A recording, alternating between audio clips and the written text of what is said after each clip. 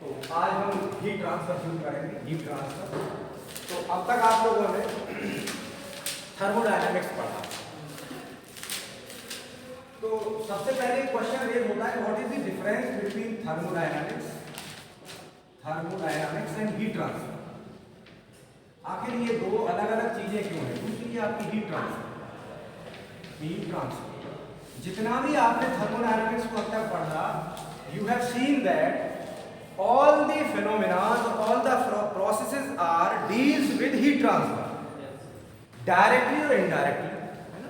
Thermodynamics में भी सभी प्रोसेसेस में हीट ट्रांसफर इन्वॉल्व है। उधर मत देखिए, इधर देखिए, उससे डिस्ट्रैक्ट मत करिए, ठीक है ना? वो सेकंडरी है। Then all the processes directly और indirectly we deal with heat transfer, but in that particular subject this is named itself in heat transfer. Then what is the difference these two subjects? जैसे मैंने पहले भी कहा था, introductory जो class ले रहे थे वेरी फर्स्ट डे, कि हीट ट्रांसफर अपने आप में एक सब्जेक्ट है और बहुत अच्छा सब्जेक्ट है, लेकिन क्योंकि ये आपके यहाँ अप्लाइड थर्मोडायनामिक्स है तो उसमें एक ये यूनिट है, उसमें सिर्फ एक ये यूनिट है। तो what is the difference between these two subject? कोई बता सकता है difference between these two subjects? Actually in thermodynamics we deal with the such energy interaction of the system। हमने ये कहा था यहाँ पर कि we deal with the energy interaction, है ना? We have not said that the energy transfer और ये energy, ऐसा नहीं, energy interaction, energy may take place within the system, energy may take out of the system, energy may in terms of heat और work, है ना? ये कहा गया था। तो यहाँ पर जो मेन था, यहाँ पर क्या था? energy may be in the form of heat, interaction may be in the form of work, system may interact in the form of heat, energy may be in the form of work energy। इसके साथ साथ लेकिन एक broader difference और है, in heat transfer also heat transfer will take place, in heat transfer will take place. Then फिर वही note करके आ गए क्वेश्चन पर कि what is difference between heat transfer and thermodynamics. यहां पर अब एक छोटा सा डिफरेंस तो दिख रहा है कि in that case we deal with only heat transfer, that is we deal only with heat interaction, है ना? Not with the work interaction. एक छोटा सा डिफरेंस तो ये है, लेकिन अभी तो फिर भी कॉमन है, यहां भी हीट इंटरेक्शन और यहां भी हीट इंटरेक्शन, तो एक क्लियर कट डिफरेंस होना भी चाहिए। Then this clear cut difference is that here we deal with the change in properties of the system या change in state of the system,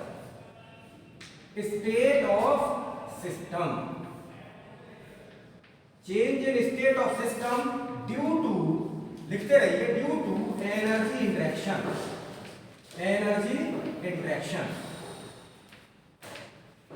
in thermodynamics we deal with change in state of the system, change in state of the system with energy interaction। The energy interaction may be in terms of work or may be in terms of heat, है ना? And obviously heat interaction will always take place due to temperature difference, heat interaction will never take place without temperature difference। Whenever there will be a temperature difference, there may be heat interaction, heat may be coming in the system or go out of the system। But in thermodynamics we deal with change in state of the system due to energy interaction। हमारा यहाँ जो target होता है वो state में क्या फर्क पड़ा है सिस्टम की में, इससे मतलब है। But in case of heat transfer we deal with the amount of heat transfer,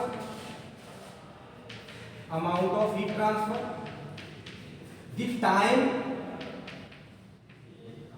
taken by heat transfer and various factors which affect the heat transfer। the heat transfer. Various factor में for example area है ना, आपका environment है, environmental condition कैसी, that is temperature. तो अब आपको समझ में आना लगेगा दवा होगा कि what is the difference between thermodynamics and heat transfer. अब आई थिंक आपको क्लियर होने लगी होंगी कि what is the basic difference between this thermodynamics and this subject that is heat transfer, है ना, क्लियर होने लगी थोड़ा सा। इन thermodynamics we basically deal with energy interaction that may be in terms of work, may be in terms of heat, where we basically consider the change of state of the energy. Our focus is to know that after energy interaction what is the new state of the system. हमारा focus इस मतलब बात पर बिल्कुल नहीं होता कि उस एनर्जी इंटरेक्शन को होने में कितना टाइम लिया। अगर कुछ पैरामीटर्स को हम चेंज कर देते तो क्या ये टाइम घट जाता या बढ़ जाता, या जो रेट ऑफ हीट इंटरेक्शन है या रेट ऑफ वर्क इंटरेक्शन है वो क्या था, वी डोंट मैटर, इसको हमें कोई टेंशन नहीं लेना है ना। We just consider the new state of the system. But in case of heat transfer, we don't deal with the change of state. इस सिस्टम कहाँ पहुंचा कहाँ नहीं पहुंचा कोई मैटर नहीं करता। We just deal कि जो हीट ट्रांसफर हुआ है उसकी रेट क्या थी ट्रांसफर होने की, उसको ट्रांसफर करने के लिए कितना एरिया चाहिए था हमें, अगर environmental condition that is temperature या और जो उसकी आसपास की कंडीशन है, फ्लो रेट ऑफ एयर, या किसी फ्लूइड में है तो उस फ्लूइड का जो डिस्टरबेंस है वो चेंज हो रहा है या नहीं हो रहा, उसके चेंज होने से क्या इफेक्ट आएगा हीट ट्रांसफर पर। यानी in heat transfer we just deal with rate of heat transfer, the amount of heat transfer, the various factors which affect the heat transfer. यहाँ सिस्टम की न्यू स्टेट क्या थी, फाइनल स्टेट क्या थी, उससे कोई खास फर्क नहीं पड़ता। तो आई थिंक अब आपको क्लियर का difference between these two subject that is thermodynamics and heat transfer आपको क्लियर हो गया, समझ में आ गया हल्का फुल्का कुछ। चलिए अब यहाँ पर आगे हेडिंग लिखिए आपकी हीट ट्रांसफर की, है ना, हीट जो सब्जेक्ट हमें हीट ट्रांसफर पढ़ना है तो हीट ट्रांसफर की डिफरेंस, वैसे तो देखिए ये सफिशिएंट डेफिनेशन है अपने आप में, लेकिन और लिख लेते हैं। पहले तो चाहिए हीट की डेफिनेशन लिख लीजिए कि हीट क्या है। Heat is a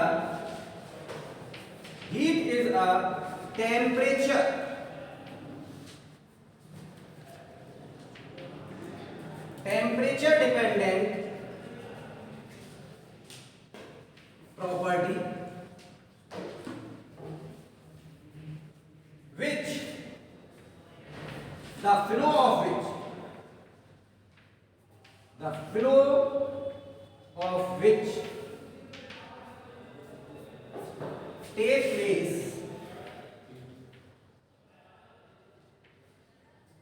due to temperature difference between the systems of two parts of a system,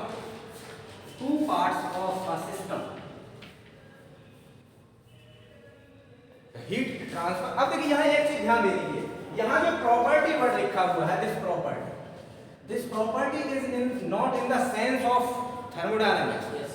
thermodynamics में प्रॉपर्टी का मतलब अलग होता है, यहाँ जस्ट प्रॉपर्टी का मतलब उसकी क्वालिटी है, उसकी खासियत है। दिस इज टेम्परेचर डिपेंडेंट खासियत, है ना, जो टेम्परेचर डिपेंडेंट खासियत है उसको हम कहते हैं heat. And the transfer of heat take place due to temperature difference and always from higher temperature to lower temperature, from one part of the subsystem to another part, or from one system to another system.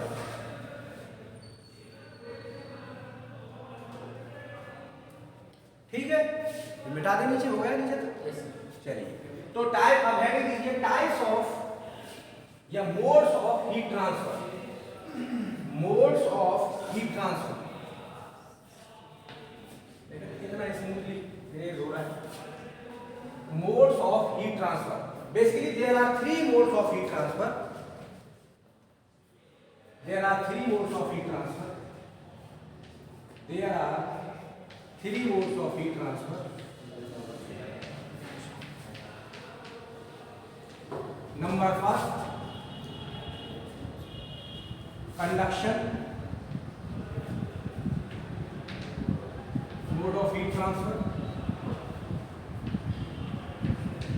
Number second, convection. आपने के नाम पढ़े होंगे 12th, convection mode of heat transfer. And number third, radiation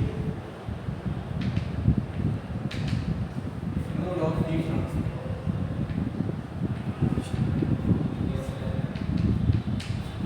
Radiation mode of heat transfer.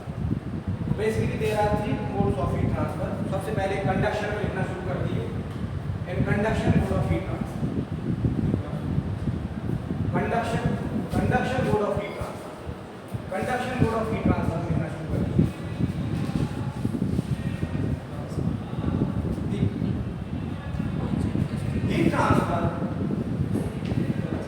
Heat transfer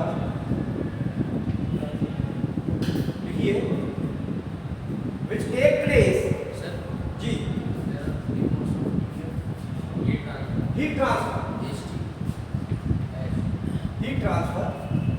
number first the conduction mode of heat transfer. The heat transfer which take place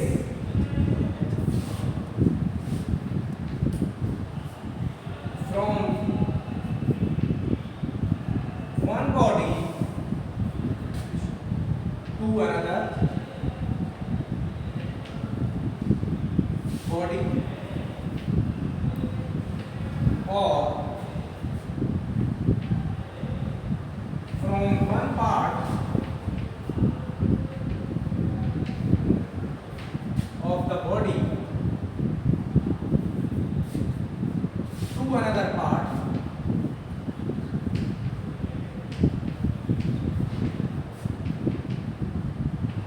of the body due to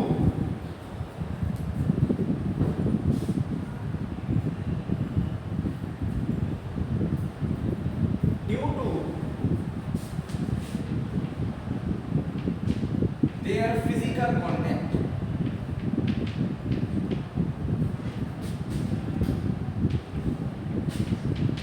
Without movement of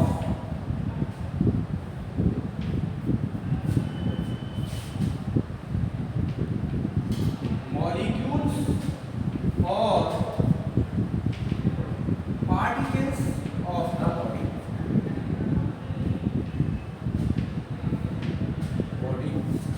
और bodies, अगर दो bodies के बीच में है तो bodies और body है तो बॉडी.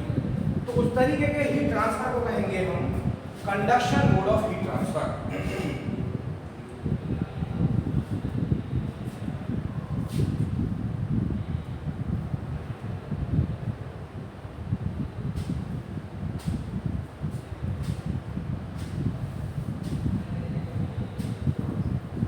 यानी यहाँ पर कह रहे हैं कि जो उसके जो पार्टिकल्स हैं उनका कोई खास मूवमेंट की जगह पर सही वर्ड तो है वैसे डिस्प्लेसमेंट नहीं होता. चलिए मूवमेंट को क्यों और क्लियरिफाई करेंगे हम. डिस्प्लेसमेंट मूवमेंट वर्ड को और क्लियरिफाई करेंगे क्योंकि मूवमेंट तो ये भी कह सकते हैं कि अगर वहीं पर थोड़ा सा वाइब्रेट कर रहे हैं है ना, बाई द वो मूवमेंट में तो नहीं आता लेकिन फिर भी विदाउट डिस्प्लेसमेंट अपनी पोजीशन को छोड़ करके नहीं जाते हैं. जब इस तरीके का हीट ट्रांसफर हो तो समझते हैं कि जो इंटरमीडिएटरी पार्टिकल्स हैं, जो उनके जो पार्टिकल्स हैं, जो उनके मॉलिक्यूल्स हैं, if they do not transport from one place to another place, even though heat reduction take place, then such heat reduction is known as conduction mode of heat reduction. And such heat reduction, such heat transfer take place. बताइए किसमें होगा फिर जब intermediate के molecules के particles move ही नहीं कर पा रहे हैं, डिस्प्लेस नहीं हो रहे हैं, तो किसमें होगा. ऐसा कहाँ होता है. लिक्विड्स के पार्टिकल्स तो दौड़ते हैं है ना, गैसेस के पार्टिकल्स भी that is in such heat transfer take place in solids. Such heat transfer take place in solids. ये solids में होगा इस तरीके का heat transfer. That is during heat transfer. During heat transfer,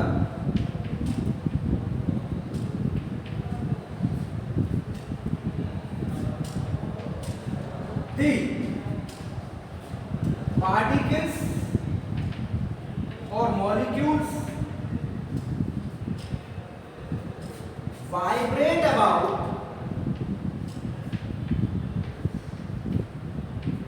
their mean position.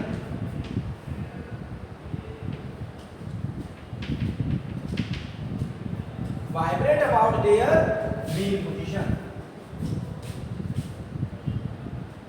and transfer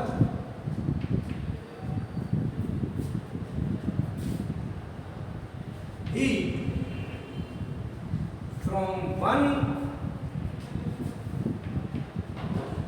particle to another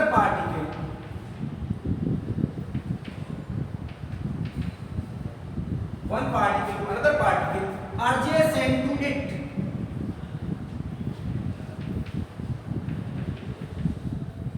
Adjacent to it.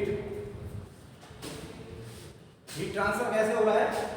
एक particle दूसरे particle को अपने बराबर वाले को हीट ट्रांसफर कर रहा है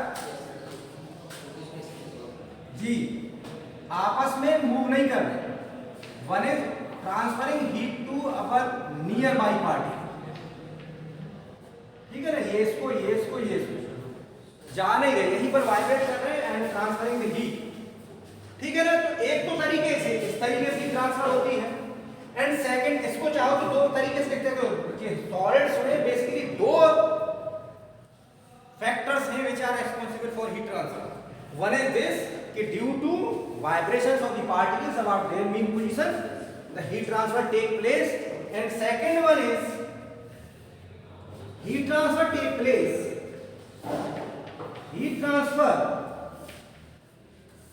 take place due to bulk transport of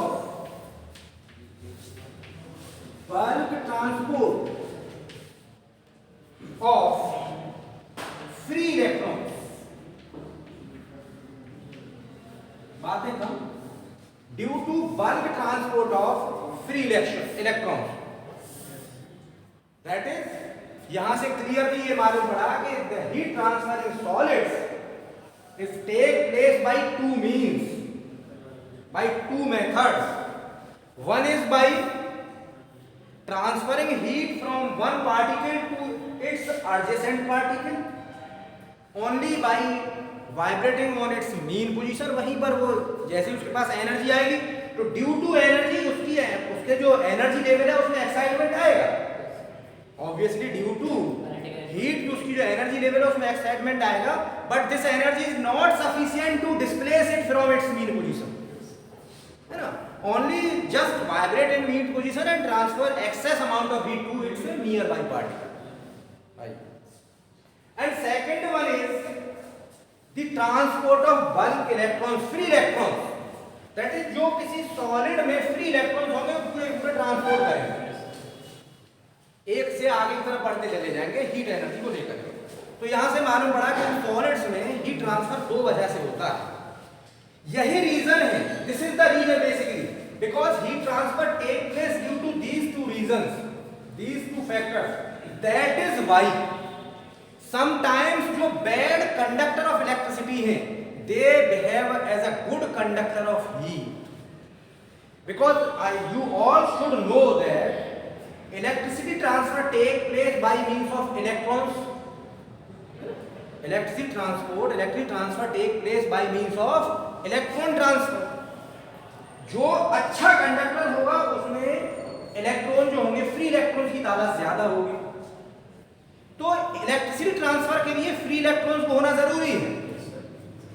electricity transport के लिए फ्री इलेक्ट्रॉन्स का होना जरूरी है. तो इलेक्ट्रिसिटी का कंडक्टर सिर्फ वही एलिमेंट, वही मेटल या वही सबस्टेंस हो सकता है जिसमें फ्री इलेक्ट्रॉन्स होंगे। जिन सबस्टेंस में फ्री इलेक्ट्रॉन्स होते हैं वो इलेक्ट्रिसिटी के कंडक्टर होते हैं। और जितने भी मेटल्स हैं, मेटल्स की खासियत है कि they have free electron in sufficient amount, उनमें फ्री इलेक्ट्रॉन। अब ये थोड़ा सा केमिस्ट्री का आगे की बात चली जाएगी, फिर कैसे फ्री इलेक्ट्रॉन देखते हैं तो वो आपने प्लस टू में देखा होगा। जब उनका आप जो है एसपीडी डायग्राम बनाते थे तो उसमें फ्री इलेक्ट्रॉन्स बन जाते, बच जाते थे लास्ट में, वो अलग।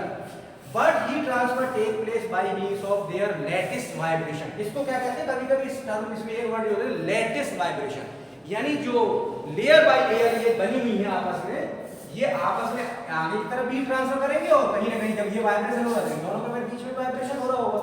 तो या तो इस तरीके की लेयर के बीच में वाइब्रेशन देख ले या इस तरीके की लेयर्स के बीच में वाइब्रेशन देख ले, तो इनको लैटिस कहते हैं, जिसे कहते हैं lattice vibration.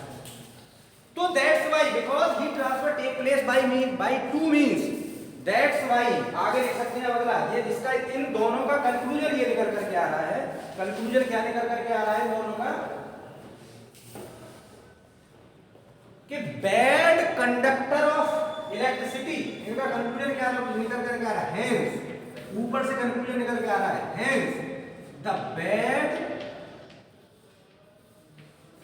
Conductor of electricity,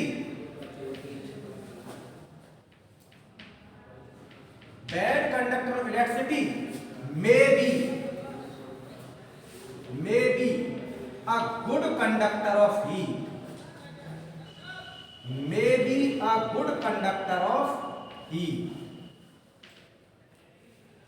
एक जो बैड कंडक्टर इलेक्ट्रिसिटी का है वो एक अच्छा कंडक्टर हीट का हो सकता है, बहुत अच्छा कंडक्टर वो हीट का हो सकता है। तो अब इसमें ये बताइए कि इसका मतलब इस बैड कंडक्टर ऑफ इलेक्ट्रिसिटी है तो ऑब्वियस बात है in this there is deficiency of electrons, free electrons, free electrons इसमें होंगे नहीं। तो इसका मतलब इस बैड कंडक्टर ऑफ इलेक्ट्रिसिटी में हीट कंडक्शन कैसे हो रहा होगा, by means of vibrations of the particles about their mean position, that is, so लिख लीजिए, hence heat transfer will take place, यहां पर देखो बार बार एक ही वर्ड नहीं लिखेंगे, यहां वर्ड को उसको दोबारा से रिपीट कर सकते, दूसरा वाला जो बोल रहे हैं, hence heat transfer will take place by means of lattice vibration, lattice vibration, जिससे कि आपको ये भी याद, लैटिस का मतलब जो लेयर्स फॉर्म में बना हुआ है वो उसकी, अब देखिए जब हमने जो बनाया था वो लेयर्स फॉर्म में था, पार्टिकल्स वो आपस में वाइब्रेट कहीं ना कहीं लेयर फॉर्म में करते हुए दिखाई दे रहे थे।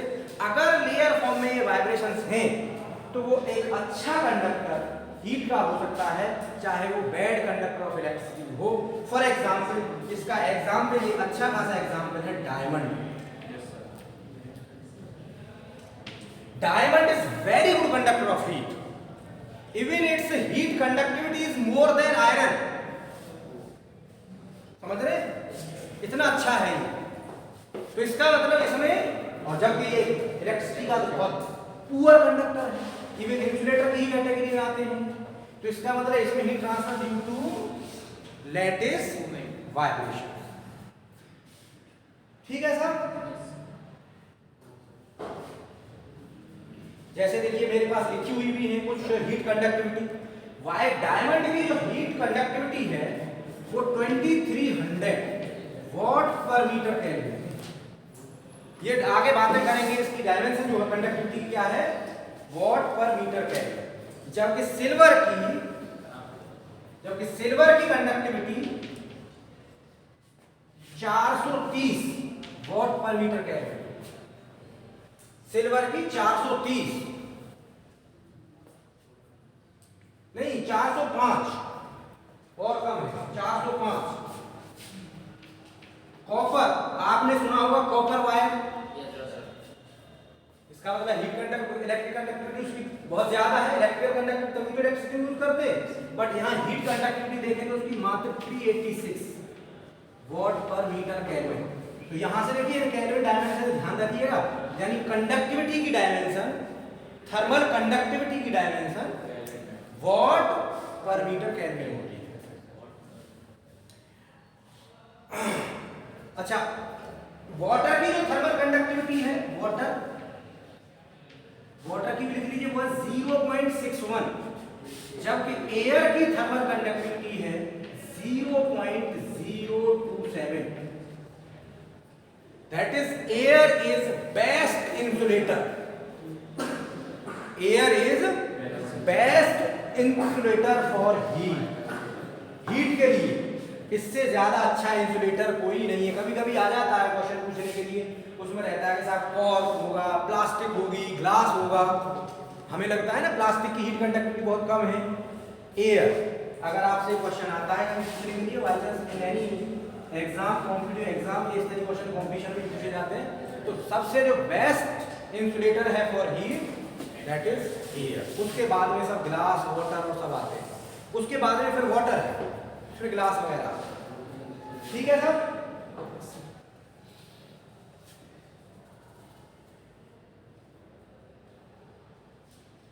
अगला देखिए कन्वेक्शन हीट ट्रांसफर। अच्छा, पहले हम ये सोच रहे हैं कि इनको एक्चुअली हम इस तरीके से डील करेंगे कि कन्वेक्शन और कंडक्ट रेडिएशन को अभी नहीं पढ़ेंगे, है ना? पहले कंडक्शन को थोड़ा सा पढ़ लें, क्योंकि जब पूरा कंडक्शन को ठीक से पढ़ देंगे फिर कन्वेक्शन को पढ़ेंगे और फिर कन्वेक्शन कंडक्शन का कॉम्बिनेशन देखेंगे, फिर रेडिएशन को पढ़ेंगे और फिर तीनों का कॉम्बिनेशन देखेंगे। इस तरीके से क्वेश्चन बनते हैं अच्छे। तो पहले आप इसमें देखिए, जो इसमें conduction heat transfer can also be classified into two category. लिख लीजिए कंडक्शन हीट ट्रांसफर, हाँ आगे लिखना शुरू करिए। Conduction heat transfer can also be classified into two category.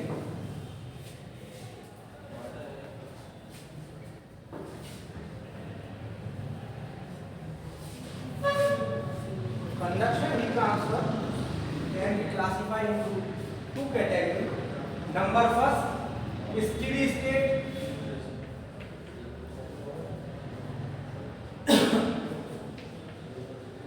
Steady state conduction heat transfer. Steady state conduction heat transfer. बातें नहीं बिल्कुल पीछे घूम रहा है ना। Number second, unsteady state.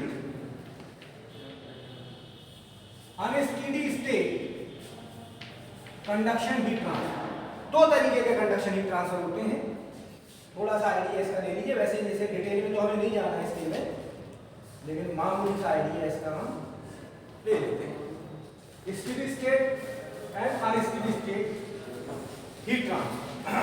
तो पहले स्टेडी स्टेट में यहां लिख लीजिए, स्टेडी स्टेट में यहां लिख लीजिए।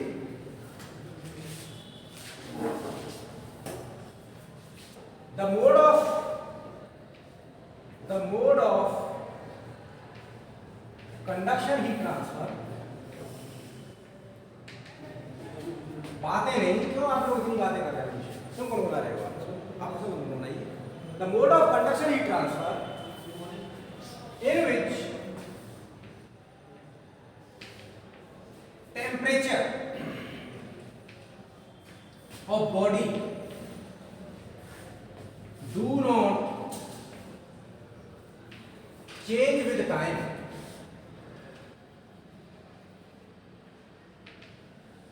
that is temperature remains constant. Simple है। स्टेडी और अनस्टेडी का मतलब टाइम के साथ होता है।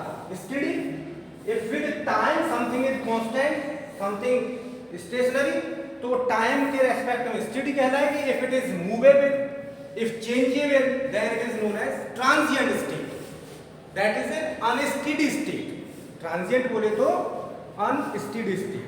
तो अब यहां पर जाहिर सी बात है हीट ट्रांसफर हो ही रही होगी, तो हीट ट्रांसफर की बात कर रहे हैं।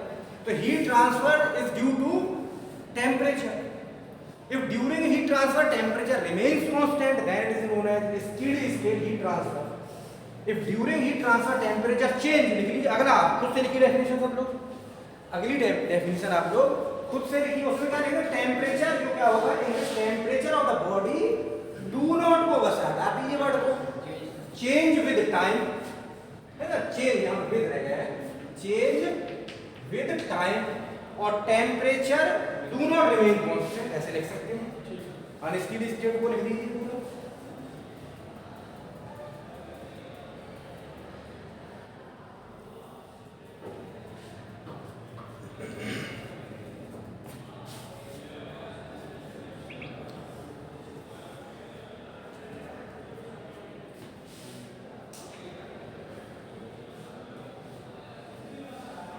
लिखिए जल्दी से फटाफट। सर इसमें चेंज होगा, उसमें चेंज नहीं होगा। इसमें चेंज होगा। Temperature if during heat transfer temperature of the body और temperature of the parts of the body changes, then it is known as unsteady state of conduction heat transfer. ठीक है, तो basically in our course we deal with this steady state conduction heat transfer. In that particular course, क्या है? In that particular course, we deal with steady state mode of conduction mode of heat transfer. ठीक है, इसमें हमें steady state वाला पढ़ना है। ठीक, तो हेडिंग ले लीजिए आप लोग, steady state conduction mode of heat transfer। इसको हमें डील करना है। ये कौन कौन से लॉज से होता है, उसमें लिखना शुरू कर दीजिए। कंडक्शन हीट ट्रांसफर, देखिए conduction heat transfer is govern by, बात है हम Fourier's law of heat transfer. कुछ लोग Fourier's law of heat transfer को ही Fourier's law of conduction heat transfer करेंगे, because this is conduction heat transfer से रिलेटेड है, तो कुछ लोग उसको Fourier's law of conduction heat transfer भी कह देते हैं। बट हम यहां पे सिंपली कह रहे हैं this is governed by Fourier's law of heat transfer. ये क्या है, ये according to this law, according to this law the rate of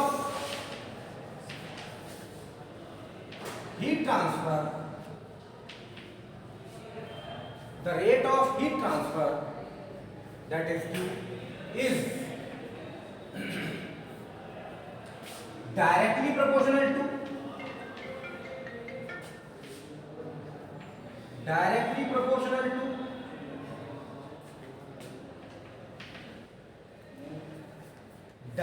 proportional to temperature difference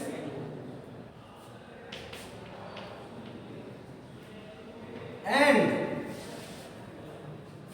area, cross sectional area,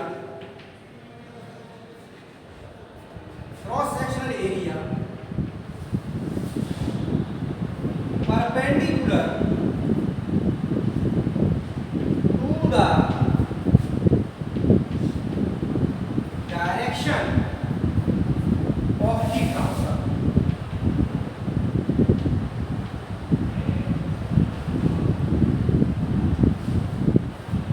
Direction of heat transfer. For example, this is a body in which you want to calculate the rate of heat transfer. ये कोई body है जिसमें आपको rate of heat transfer calculate करना है। If heat is transferring from this way, if heat is transferring from this way, for example, temperature of this surface is T1 and temperature of this surface is T2, and if heat is transferring from this way, तो इसका मतलब क्या है कि T1 is greater than T2। अब देखिए यहाँ पर क्या लिखा है, according to Fourier's law, the rate of heat transfer, that is Q, is proportional to temperature difference, that is T1 minus T2। and second one उन्होंने क्या लिखा है, also Q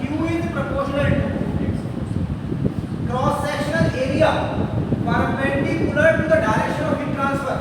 क्यों एरिया तो फॉर एग्जांपल ये कैसे मानिए, for example this is the body, ये बॉडी है। अब देखिए दो एरिया हो सकते हैं, एरिया तो ये भी हो सकता है, ये भी तो एरिया है, या इधर ऊपर का भी एरिया हो सकता है, लेकिन this is parallel to the direction of heat transfer. ऐसे ही ट्रांसफर हो रहा है और वैसे ही डायरेक्शन है। तो इन्होंने क्या कहा, area perpendicular to the direction of that is this है ना। परपेंडिकुलर कौन सा एरिया हो, ये वाला एरिया हुआ, ये है, ये इतना ध्यान रखना। तो इसका मतलब दोनों इक्वेशंस को आप अगर हम अज्यूम करके चलेंगे दिस एरिया इज ए, और दोनों इक्वेशंस को अगर मिला दें तो क्या हो जाएगा, Q is proportional to A T1 minus T2। तो एक चीज थोड़ी सी इसमें पास एक mistake, rate of heat transfer in the direction proportional to temperature difference में temperature gradient, temperature gradient, temperature gradient difference है, टेम्परेचर ग्रेडियंट। टेम्परेचर ग्रेडियंट क्या होगी, इस the thickness of this is dx for example यहां पर ये x1 थी, यहां पर ये चीज x2 थी, ठीक है। तो ये डिफरेंस कितना हो जाएगा, x2 माइनस x1। तो टेम्परेचर ग्रेडियंट क्या हो जाएगा, T1 minus T2 upon x2 minus x। ठीक है, इसको हम ऐसे भी लिख सकते हैं, और dt ओवर dx, इसको हम कैसे लिख सकते हैं, और dt ओवर dx। अच्छा ये जो चीज होती है ये ऑलवेज होती है नेगेटिव डायरेक्शन में, क्योंकि यदि टेम्परेचर जो ट्रांसफर होगा वो हीट जो ट्रांसफर होगी always higher temperature to low temperature होगी। तो एक नेगेटिव सिंबल लगाए रखते हैं, और नेगेटिव उसके बाद में देखते हैं कि नेगेटिव सिंबल क्यों लगाया। सो अल्टीमेटली ये इक्वेशन क्या हो गया, a T2 minus T1 minus T2 over x2 minus x1, और ऐसे भी कह सकते हैं, यानी Q इज प्रोपोर्शनल, इसके और इक्वल लिख रहा हूँ सब, Q के इक्वल लिख रहे हैं, ठीक है, माइनस साइन लगा रहा है, माइनस a dt ओवर, ठीक। इसको मैं यहाँ लिख देता हूँ। अब यहाँ पर हम प्रोपोर्शनलिटी कांस्टेंट ले आते हैं, इक्वल लिखेंगे तो Q इक्वल टू एक प्रोपोर्शनलिटी कांस्टेंट ले आते हैं, minus k a dt over, जिससे मैं कहते हैं कि where k is the proportionality constant. लिखते रहिए फटाफट तेजी से, और तो आपकी प्लस 2 वाली चीजें, हाई स्कूल वाली चीजें सीखोगे।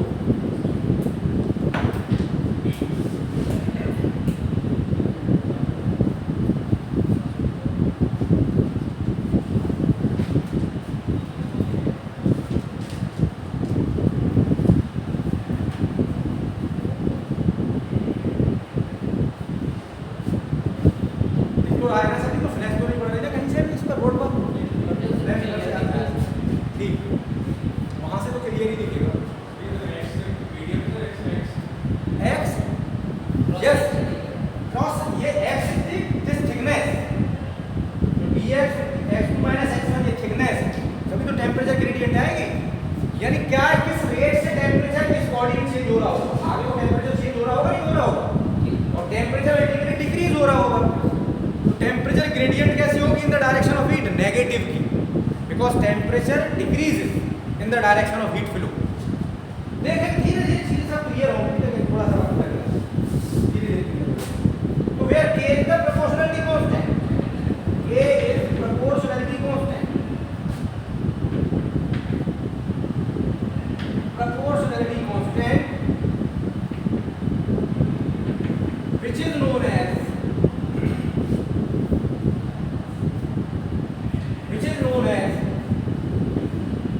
coefficient of thermal conductivity,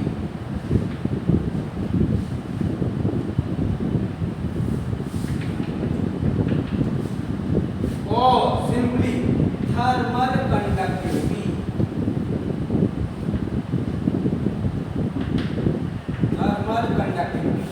of the medium। जिस मीडियम से हीट ट्रांसफर हो रहा है उसकी थर्मल कंडक्टिविटी कहलाता है। ये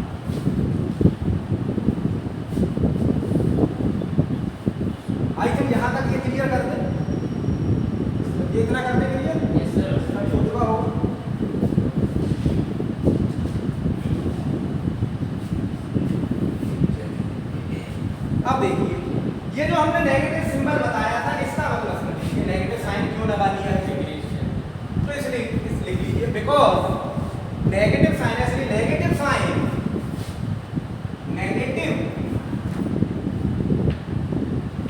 sign is used because heat transfer take place in the direction of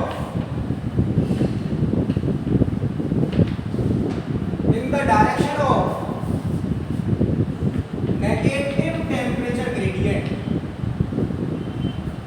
negative temperature gradient, because heat transfer will always take place from higher temperature to lower temperature, so the temperature gradient will be negative. थोड़ी देर देख सकते हैं, temperature gradient इस तरीके से होगी, temperature gradient ऐसे नहीं होगी, डाउनवर्ड डायरेक्शन में होगी। तो इसमें जो आपका dt over dx दिख रहा है, इसी में खुद में एक नेगेटिव सिंबल आ जाएगा ना, तो दैट्स वाई जो हीट ट्रांसफर है वो जो उसमें हम एक नेगेटिव सिंबल हम और भी लगा करके पहले से रखते हैं।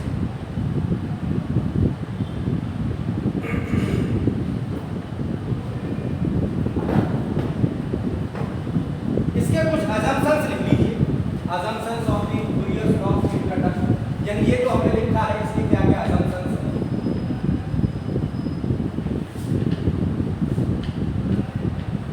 इसके जो assumptions हैं वो लिख लीजिए, इसके assumptions लिख लीजिए। Number first,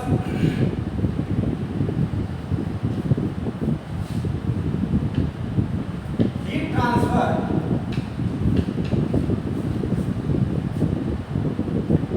is one dimensional. एक तो सबसे पहला assumption ये लिखा दिया है कि जो हीट ट्रांसफर हो रहा है वो 1D में है, वन डायमेंशनल है, यानी सिर्फ आगे की तरफ हीट ट्रांसफर हो रही है। हीट ट्रांसफर इस डायरेक्शन में या इस डायरेक्शन में नहीं हो रही है तो नेग्लिजिबल हो रही है। फॉर एग्जांपल बॉडी तो 3D में होगी ना, फॉर एग्जांपल जिस डस्टर जो है 3D में है, तो यहाँ क्या मान के चल रहे हैं कि हीट ट्रांसफर सिर्फ इस डायरेक्शन में है, ना तो ऊपर की तरफ कोई हीट ट्रांसफर हो रहा है, ना नीचे में हो रहा, ना इस डायरेक्शन में हो रहा। भाई जब ऐसा तो नहीं हो रहा होगा, भाई जब ऐसा तो नहीं हो सकता कि सिर्फ एक ही डायरेक्शन में हीट ट्रांसफर हो, हीट ट्रांसफर तो तीनों डायरेक्शन में होगा। लेकिन इस इक्वेशन में हमने ऐसा अज्यूम किया है कि heat transfer is one dimensional, 1D। दूसरा हमने क्या assumption लिया है कि heat transfer is in steady state, heat transfer is in steady state. अब यहाँ पर समझ लीजिए स्टेडी स्टेट का मतलब क्या है। आपको दिख रहा है, हम अभी कह रहे हैं कि हीट टेम्परेचर तो डिफरेंस है, टेम्परेचर यहाँ अलग यहाँ अलग यहाँ अलग है ना, तो आपको ये कंफ्यूजन हो सकता है कि फिर ये स्टेडी स्टेट कैसी है। अभी तो कहा था कि स्टेडी स्टेट जब होगी जब टेम्परेचर कांस्टेंट रहेगा। तो ध्यान दीजिए वहाँ पर, वहाँ जो लिखा था वहाँ लिखा था टेम्परेचर कांस्टेंट विद टाइम, यानी हीट ट्रांसफर यहाँ से यहाँ तक होता रहेगा। शुरू में भी टेम्परेचर अगर यहाँ पर जितना था उतना ही रहेगा, यहाँ जितना रहा होगा उतना ही रहेगा, 10 मिनट बाद भी उतना ही रहेगा टेम्परेचर हर पॉइंट पर। Temperature is changing with distance, temperature is changing with distance, not with time. Time के साथ उतना ही रहेगा, ठीक है ना। ये तो पोजीशन के साथ बॉडी में चेंज हो रहा है, टाइम के साथ बॉडी में जितना टेम्परेचर जिस पार्ट का था वो उतना ही बना रहा है। अगला है there is no heat generation, there is no heat generation within body. Body में भी कोई किसी तरीके का हीट जनरेशन नहीं हो रहा है, कोई हीट सोर्स बॉडी के अंदर नहीं है। Material of the body is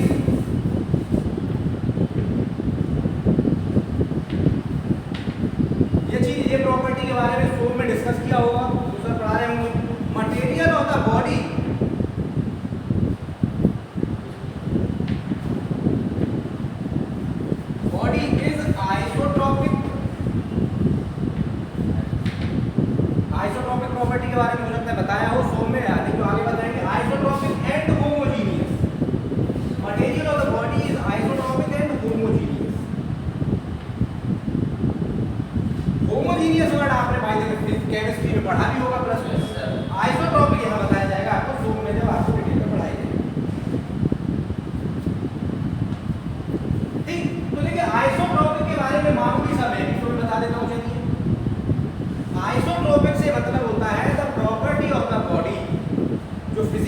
properties हैं बॉडी की, अगर वो डायरेक्शन डिपेंडेंट ना हो, if the physical properties of the body are directional independent, यानी हर डायरेक्शन में सेम हो, एक्स डायरेक्शन में कुछ अलग, वाई डायरेक्शन में कुछ अलग, जेड डायरेक्शन में कुछ अलग, अगर इस तरीके की प्रॉपर्टी नहीं है, पूरी डायरेक्शन में सभी डायरेक्शन में अगर सेम है, तो उसे कहते हैं हम आइसोट्रोपिक मटेरियल,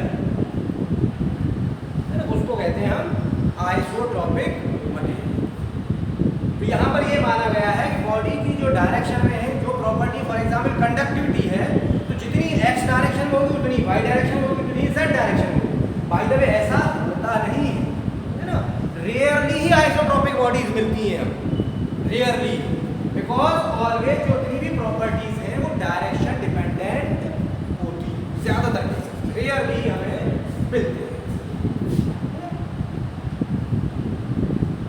चलिए, तो अब यहाँ पर छोटी सी हेडिंग दे दी है, heat transfer through slab.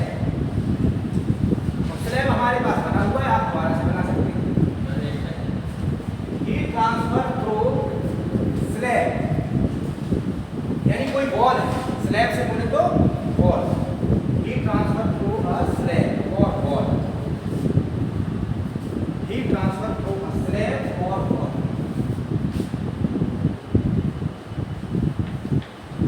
Heat transfer through a slab और वॉल, फॉर एग्जाम्पल ये है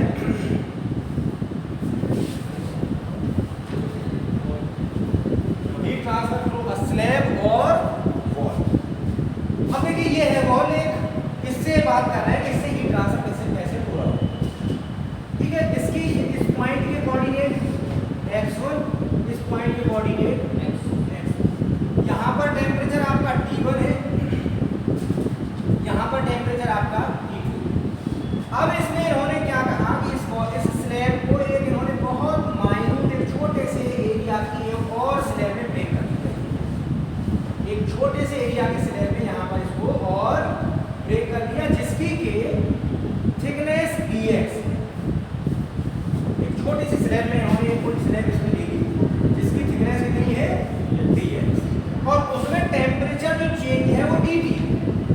देखो अभी इन्होंने टेम्परेचर चेंज की बात करी थी ना, अब पूरी स्लैब को कैसे एक साथ कंसीडर कर लेते, ये तो अभी तक जो स्लैब हमने पूरी बना रखी थी ऐसे मानो वो बहुत छोटी थी, देखने में आपको बड़ी जरूर दिख रही थी, अब हमने एक्चुअल पूरी वॉल से हीट ट्रांसफर देख रहे हैं, उस वॉल में ये छोटी सी स्लैब है जिसको अभी आपको दिखा रखा था, पुरानी स्लैब में और इस स्लैब में फर्क है, ये स्लैब का है, ये बड़ी वॉल है, और अभी जो डायग्राम बना हुआ था वो किसका था, इस वॉल में ये छोटी सी, ये जो आपको दिखाई दे रही है ना, पतली सी स्लैब अंदर, तो अभी जो डायग्राम बना हुआ था आपकी बुक में, मेरे पास वही डायग्राम मैंने चेंज किया है, आपके पास जो डायग्राम बना हुआ है इसका मतलब वो किसका था, इसका, समझ रहे बात, जो अभी आपने डायग्राम बना रखा था फूरियर्स लॉ में, वो किसका बना रखा है आपने, इस वाली slab,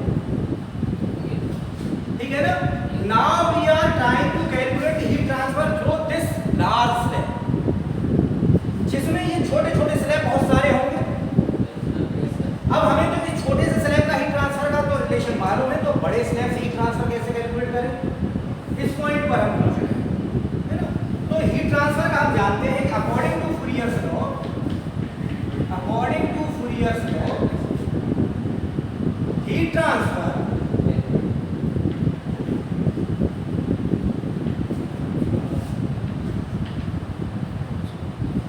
through a small size slab, इसमें एक छोटा सा हमने जो छोटी सी स्लैब बांट ली है, उससे क्या है हीट ट्रांसफर,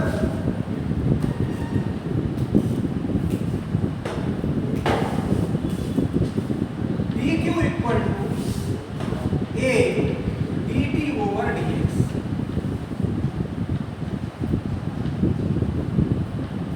ये सॉरी ds, ठीक है।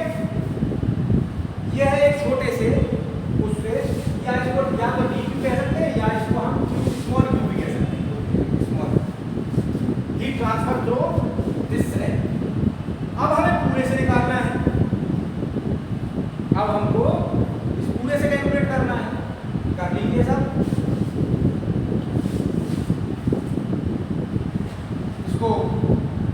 Q into dx equal to minus K A dt। Integrate कर दीजिए, Q बाहर आ जाएगा, dx x1 से x2 तक इक्वल टू माइनस के A तो एरिया है वो भी कॉमन आ जाएगा, T1 से लेकर के T2 तक dt।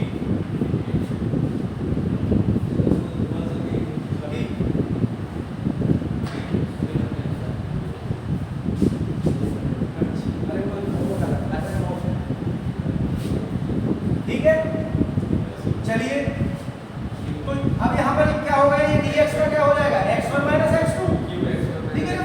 तो क्या होगा q या आप x लिख करके फिर x1 x2 लिख सकते हैं इक्वल टू a t लिख करके t1 t2। चलिए स्टेप बाय स्टेप कर रहे हैं, ठीक है।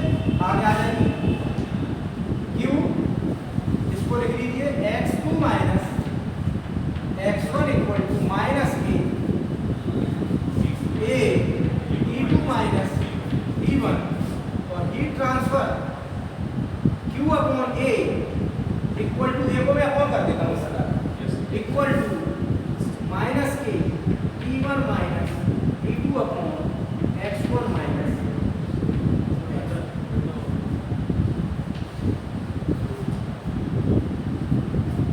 किसी भी बड़े स्टेप पर जो डायरेक्ट हमने वहां लिख दिया था वो ये आ गया।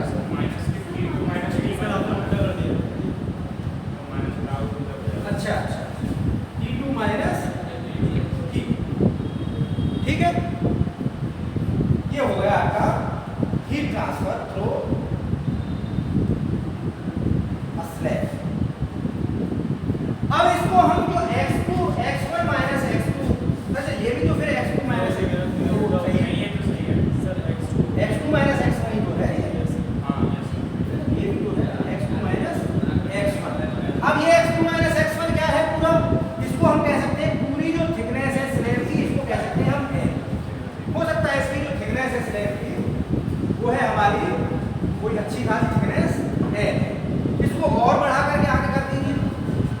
अच्छा एक चीज को तो आप ऐसे भूले चले आ रहे हो कि ये को तो आपने हर जगह पे गायब कर रखा है, क्यों साहब ऐसे काम चलेगा फिर कांस्टेंट को तो हर जगह पे बिना के तो हीट ट्रांसफर ही नहीं होगा। चलिए ये आ गया, इसको फिर से थोड़ा सा चेंज करके लिख दीजिए।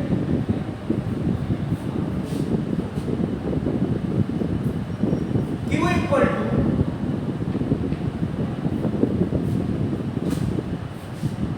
T2 माइनस T1, देखिए मैं क्या लिख रहा हूँ, थोड़ा देखिए गौर से, अपॉन इस x2 माइनस x1 को L कह दो हमने, यस सर, ठीक है L। यहाँ पर ये हो जाएगा आपके KA, इसको फिर से मैं चेंज करके लिख रहा हूँ T2 minus T1 upon L upon KA। देखिए L अपॉन KA लिख सकते हैं ना, देखिए तो Q इक्वल टू, ठीक है।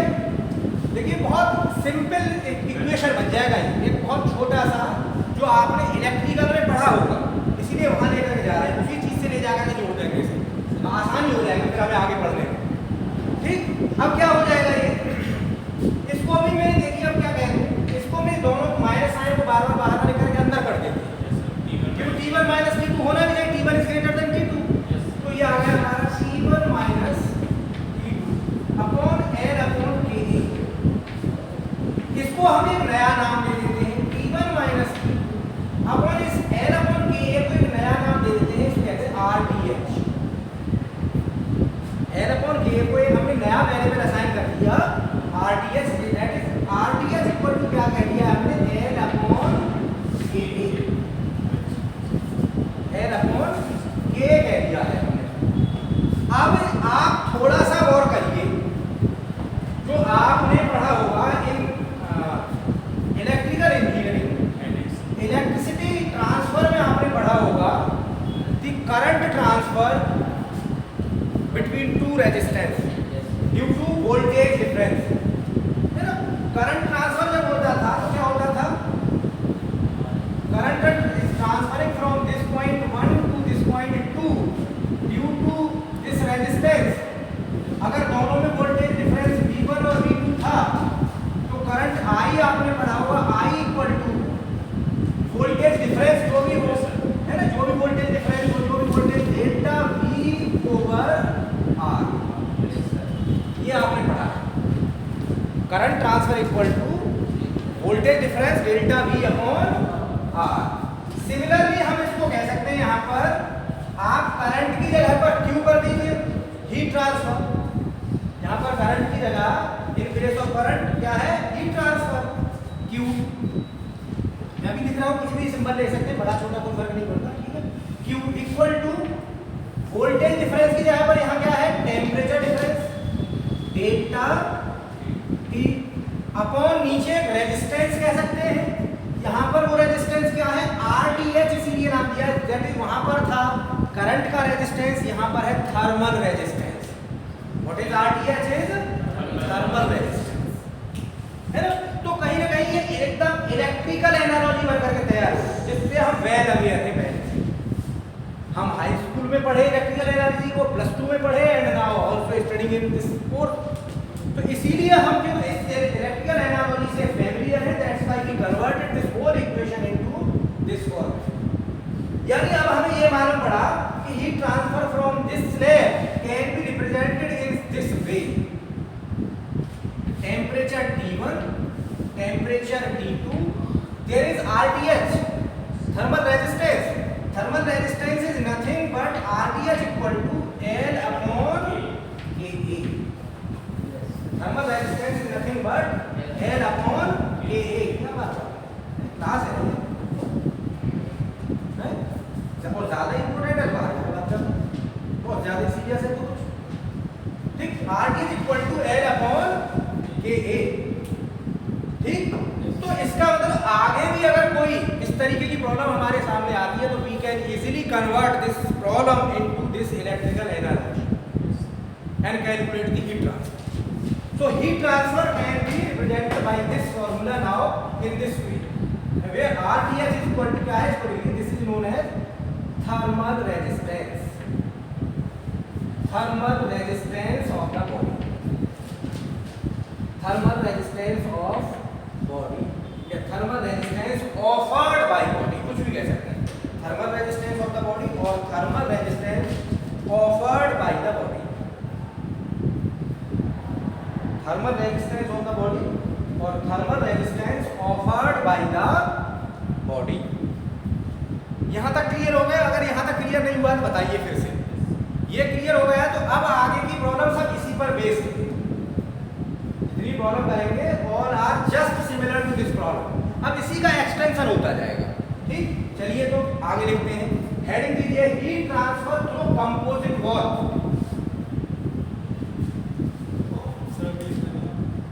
ऊपर वाला या नीचे वाला? देखो ये तो मिटा दो, ये तो काफी पहले लिखा हुआ है। Heat transfer through composite wall.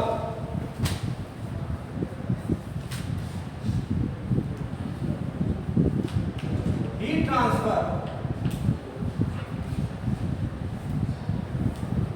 Through composite wall.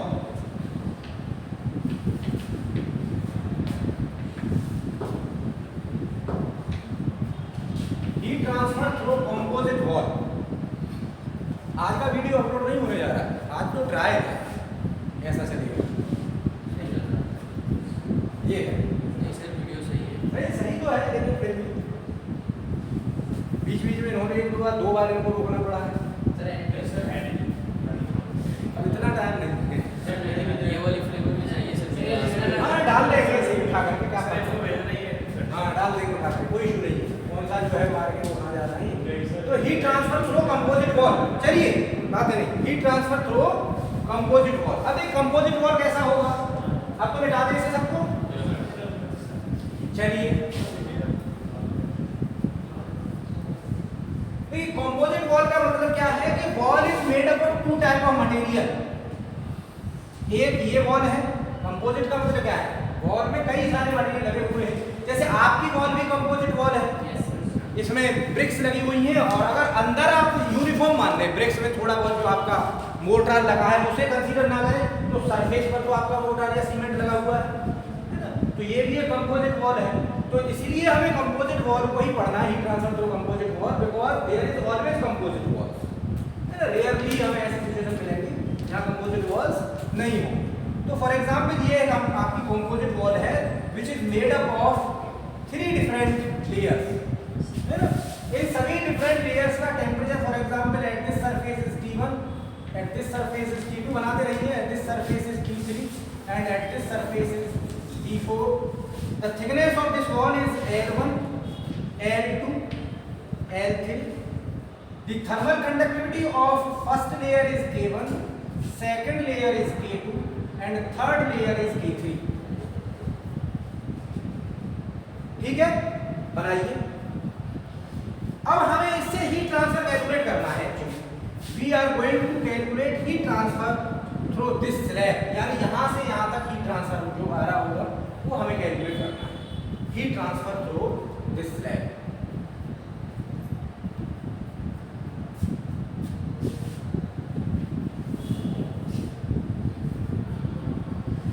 ठीक है, अब देखिए इसको simply convert this slab into electrical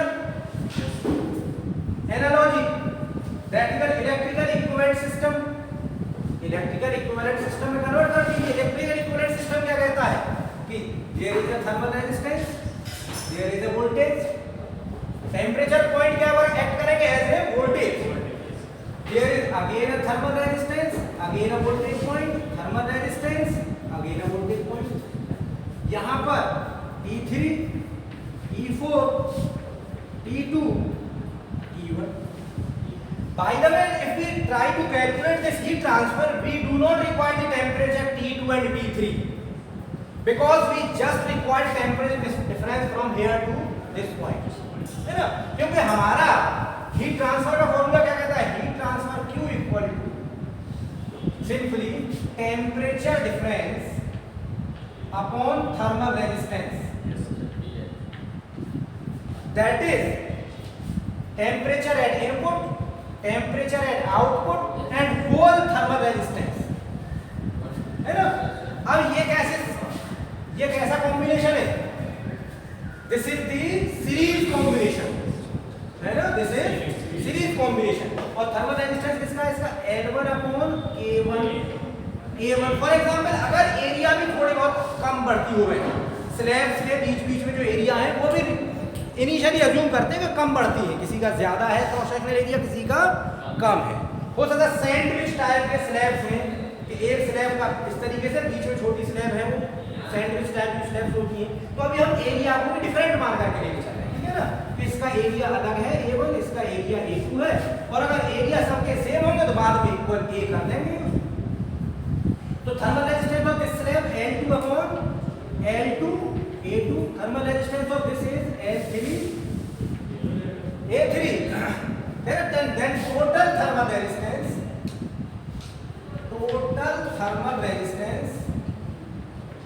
लिख दीजिए फटाफट, total thermal resistance of the composite slab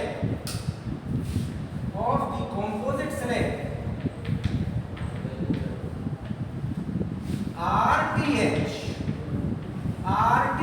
कह रहे हैं हम, total thermal resistance RTTH equal to RTH1 plus RTH2 plus RTH3 equal to L1। फटाफट करते रहिए, जरूर रहिए कि मैं ही लिखूं, आप लोगों को आइडिया हो गया।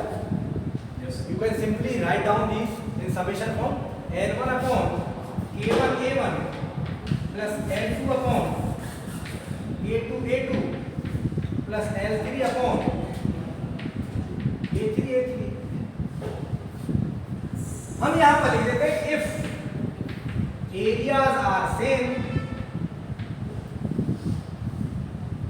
अगर सेम है तो क्या हो जाएगा, एरिया को बाहर कॉमन ले लो, हो जाएगा 1/A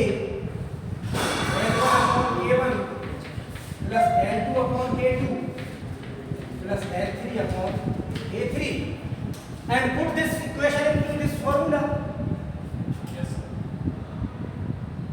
Put this thermal resistance into this formula.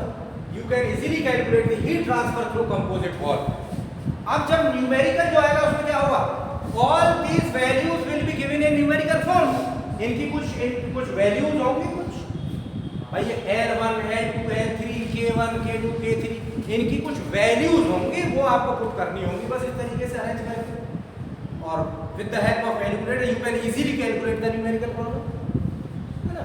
And if you want to try to calculate numerical problem तो तुम्हें बता देंगे, वो पड़ी हुई है, सॉल्व ऑलरेडी कराएंगे, वो प्रॉब्लम करा भी लेंगे हम. ठीक, तो हीट ट्रांसफर क्या होगा, इसका मतलब Q इक्वल टू, देखिए टेम्परेचर डिफरेंस क्या है, T1 माइनस T2 अपॉन पूरा T1 minus T4. T1 minus T4 in that particular case. अगर बीच वाले टेम्परेचर दे ही नहीं रखे होते तो T1 T2 होता, हो सकता है, जरूरी नहीं था कि दे रखे हो. लेकिन अभी एक क्वेश्चन और कराएंगे इस पर, तो क्या हो जाएगा, ये हो जाएगा आपका 1 upon K L1 upon K1 plus L2 upon K2 plus L3 upon, this is the heat transfer या rate of heat transfer through a composite slab. और मैंने जैसे पहले ही कहा कि थर्मोडायनामिक्स एक ऐसा सब्जेक्ट है जिसे आप डे 1 से कनेक्ट करके लेके चलेंगे. If you are connecting the dots from one day, अगर एक एक डॉट्स को खींचते हुए मिलाते हो, सिंपल इस तरीके से मानिए there are number of dots, आप एक एक डॉट को धीरे धीरे मिलाते जाएंगे तो सीधी लाइन आपकी आएगी. और आपने पहले डॉट को देखा और लास्ट डॉट को देख करके डायरेक्ट चल रहे हैं तो देयर में भी a problem in drawing a straight line. तो अगर आप डॉट टू डॉट कनेक्ट करते जाएंगे then it is a very easy subject, क्योंकि हर चीज एक चीज से जुड़ी हुई है. एक चीज आपसे आती है तो अगली चीज आ जाएगी, और अगली चीज आ गई तो ऐसे और है इसमें स्टेप बाय स्टेप. अगर आपसे 4 स्टेप लगातार आपने पढ़ लिए तो पीछे के स्टेप्स को आप ऐसे याद हो जाएंगे आपको जैसे कि वो पैदाइश से सीख करके आए, भूलेंगे नहीं, क्योंकि सब आपस में इंटरकनेक्टेड है. लेकिन हाँ बिल्कुल मैथ की तरह. और अगर आप पीछे का रीज पढ़ने जा रहे हैं तो फिर वही है, देखो बिग स्टेप देना ऑलवेज प्रॉब्लमेटिक होता है, बड़ा स्टेप नहीं ले सकते डायरेक्ट. बट नीचे की सीढ़ी और ऊपर सीढ़ी पर कुछ चढ़ पाएगा नहीं, यही है. तो ये हो गया. अब देखिए इसमें ही एक प्रॉब्लम आती है. देखिए अब यहाँ पर देखिए एक न्यूमेरिकल प्रॉब्लम तो तरीके की बन सकती है कि वो आपसे कहेगा कि there is a composite wall, the thermal conductivity of the one portion, second portion, third portion is K1, K2, K3, या उनकी कुछ वैल्यू दे रखी हो, 1 वाट per metre kelvin, 2 watt per metre kelvin, 3 watt per metre kelvin, because thermal conductivity की dimension आप जानते हो क्या है, watt per metre kelvin. And temperature difference of the first layer and the outer layer is this and this. Thickness of the walls is this. Then find out the heat transfer rate. आप इस तरीके की analogy बनाएंगे और फट से उसमें रख देंगे. यानी आपको बनाने की जरूरत नहीं है. अगर आपसे ये आती है तो अपने दिमाग में सोचेंगे directly put it down in this form. या जरूरी नहीं 2 मिनट में यहाँ बना करके रख के with the help of this formula use directly this form. ये हो गया. अब देखिए एक चीज और है यहाँ, वो है अब एक न्यूमेरिकल बनता है यहाँ पर सिंपल सा. करेंगे न्यूमेरिकल बाद में, लेकिन समझ लेते हैं इसी से. देखिए अब इसमें क्या कह सकता था इस प्रॉब्लम में. इस प्रॉब्लम में हो सकता है कि T2 नहीं दिया होगा आपको फॉर एग्जाम्पल. नहीं, ये T2 की वैल्यू नहीं दी होती. वो कहता है कि find the value of this temperature T2. ये क्या होता? अगर वो ये कहता कि please calculate the value of this temperature T2, तो आप कैसे कैलकुलेट करेंगे? यही सब चीजें दे रखी होती L, L2, K1, K2, K3, and then in problem ask that find the value of T2 और T3 किसी की भी. देखिए सिंपल कैसे है, because heat is transferring from this point to this point. यानी जितनी हीट यहाँ से ट्रांसफर हो रही है उतनी यहाँ से निकल रही है, उतनी यहाँ से, उतनी यहाँ से. Same heat is transferring from point 1 to this point. Same heat is transferring. Yes, sir.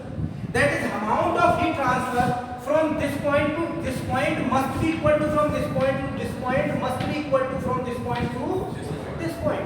यानी हम अगर इस स्लैब में हीट ट्रांसफर का फॉर्मूला लेके सिर्फ यहाँ से यहाँ तक के लिए, सिर्फ यहाँ से यहाँ तक के लिए, तो तो हीट ट्रांसफर का फॉर्मूला क्या हो जाएगा, बिल्कुल जो पीछे बोले वो क्या हो जाएगा, T1 minus T2 upon L1 upon K1 है ना। Similarly this must be equal to, अगर बाकी चीजें नहीं दे रखी तो मस्ट बी इक्वल टू जो अभी फॉर्मूला दे रखा था, है ना। अभी क्या फॉर्मूला दे रखा था, T1 minus T4 upon 1 upon A, ठीक है ना, L1 upon K1 plus L2 upon K2 plus L3 upon K3। अब देखिए हर चीज दे रखी है, only T2 is unknown, you can easily calculate T2। Yes, sir. Yes, sir. Everything will be given in the formula, सिर्फ T2 ही तो unknown था, Yes, sir. या T3 ही तो अननोन था। सिमिलरली आप T3 वाली स्लैब पर लगा देंगे, अगर T3 की बात करेगा T2 minus T4. यहाँ पर भी लगा देंगे T1 माइनस या T3 माइनस T4, यहाँ लगा दो ऐसे T3 माइनस T4, या ऐसे भी लगा सकते हैं T1 माइनस T3 या T1 माइनस T3 लगा के स्लैब को ले लेंगे। यानी एक न्यूमेरिकल इस तरीके का बनता है, जब न्यूमेरिकल करेंगे तब कर लेंगे, लेकिन समझ लीजिए अभी, ठीक है। चलिए तो आज इतना रहने देते हैं, तो अब हमें जो है कन्वेक्शन हीट ट्रांसफर पढ़ना है, ठीक है। हाँ, convection heat transfer next level पर पढ़ेंगे। चलिए सर।